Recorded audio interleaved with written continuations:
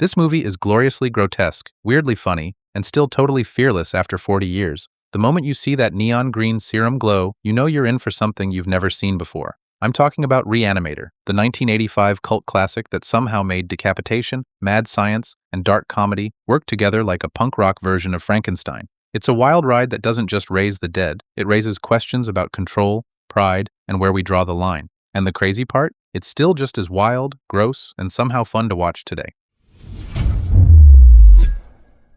Herbert West shows up at Miskatonic University with a serum that brings corpses back to life. His roommate Dan Kane, who's just a regular med student trying to stay out of trouble, gets pulled into West's obsession. Then there's Megan, the dean's daughter, caught in the middle of all this madness. What starts as curiosity turns into chaos. Glowing vials, stolen corpses, and a headless professor who refuses to quit.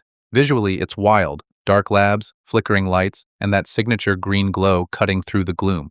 The shock value definitely hits hard, but what really makes it work isn't the gore, it's the way it's shot and played. Director Stuart Gordon knew exactly what kind of film he was making. The pacing never drags, and the tone walks a tightrope between horror and black comedy. Just when you think it's too much, it finds that sweet spot where you can't look away. The practical effects still hold up. Gooey, over the top, and proudly handmade. It's that 1980s brand of creativity where every effect came from latex, corn syrup, and pure imagination. You feel the craftsmanship behind the chaos. But what really brings it to life are the performances. Jeffrey Combs as Herbert West is unshakable, cold, brilliant, and somehow hilarious without meaning to be. He's one of those actors who commits so hard that even his stillness is unnerving.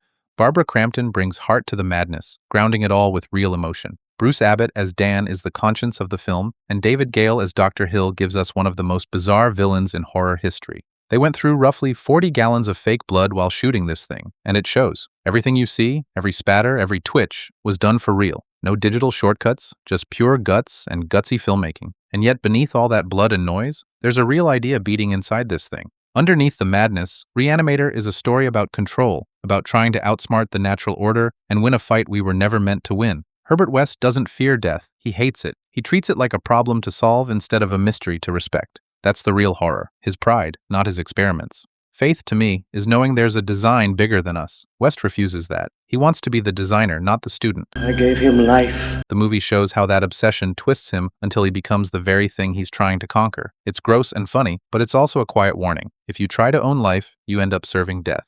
Is it worth watching? Yeah, absolutely. If you can handle the blood, the dark humor, and the occasional flying head, this is pure 80s originality. It's the kind of movie that reminds you how creative horror used to be, before everything got polished and safe.